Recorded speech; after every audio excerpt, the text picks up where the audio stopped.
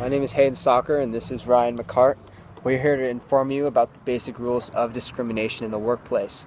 There are many different types of discrimination, such as discrimination of age, disabilities, equal pay and compensation, genetic information, harassment, national origin, pregnancy, race and color, religion, sex, and sexual harassment. It's important to know the laws that forbid these types of actions. Age discrimination involves treating someone less favorably because of his or her age. The Age Discrimination in Employment Act, or the ADEA, only forbids age discrimination against people who are age 40 or older. It does not protect workers under the age of 40, although some states do have laws that protect younger workers from age discrimination. An employment policy or practice that applies to everyone, regardless of age, can be illegal if it has a negative effect on applicants or employees aged 40 or older and is not based on a reasonable factor other than age. Discrimination of disabilities are forbidden and enforced by the Americans with Disabilities Act, otherwise known as the ADA. This act also covers employees from being discriminated because their significant other has a disability.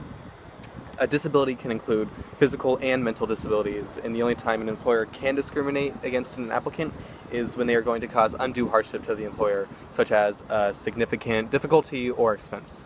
The Equal Pay Act requires that men and women in the same workplace be given equal pay for their equal work. Their jobs need not be identical, but they must be substantially equal. Job content determines whether jobs are substantially equal. All forms of pay are covered by this law, including salary, overtime pay, bonuses, stock options, profit sharing and bonus plans, life insurance, vacation and holiday pay, cleaning or gasoline allowances, hotel accommodations, reimbursement for travel expenses, and benefits. If there is an inequality in wages between men and women, employers may not reduce the wages of either sex to equalize their pay. Wow. Title VII of the Civil Rights Act of 1964 protects individuals from discrimination of their national origin. The law prohibits discriminating someone because of the particular place that they're from, or if they appear to be from a certain ethnic background, even if they are not. Discrimination can also occur between two people who have the same national origin. Religious discrimination involves treating a person unfavorably because of his or her religious beliefs. The law protects not only people who belong to traditional organized religion, such as Buddhism, Christianity, Hinduism, Islam, and Judaism, but also others who have sincerely held religious, ethical, or moral beliefs. Religious harassment can include, for example, offensive remarks about a person's religious beliefs or practices. It can also involve treating someone differently because that person is married or associated to an individual of a particular religion. The law requires an employer or other covered entity to reasonably accommodate an employee's religious beliefs or practices, unless doing so would cause more than a minimal burden on the operations of the employer's business. Racial discrimination involves treating an employee unfairly because of their race or certain attributes associated with that race, like hair texture or skin color.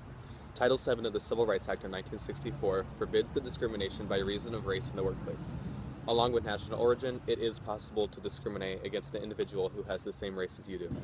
Harassment is a form of employment discrimination that violates Title VII of the Civil Rights Act of 1964, the Age Discrimination in Employment Act of 1967, and the Americans with Disabilities Act of 1990. To be unlawful, the conduct must create a work environment that be intimidating, hostile, or offensive to reasonable people. Offensive conduct may include, but is not limited to, offensive jokes, slurs, epithets or name-calling, physical assaults or threats, intimidation, ridicule or mockery, insults or put-downs, offensive objects or pictures, and interference with work performance. Harassment becomes unlawful where 1. Enduring the offensive conduct becomes a condition of continued employment, or 2. The conduct is severe or pervasive enough to create a work environment that a reasonable person would consider intimidating, hostile, or abusive. Laws also prohibit harassment against individuals in retaliation for filing a discrimination charge, testifying or participating in any way in an investigation, proceeding or lawsuit under these laws, or opposing employment practices that they reasonably believe discriminate against individuals in violation of these laws. Title II of the Genetic Information Non-Discrimination Act, otherwise known as GINA, prohibits discrimination of genetic information in the workplace. An employer cannot discriminate against an applicant because of their genetic makeup, making them more susceptible to a certain type of disease, for example.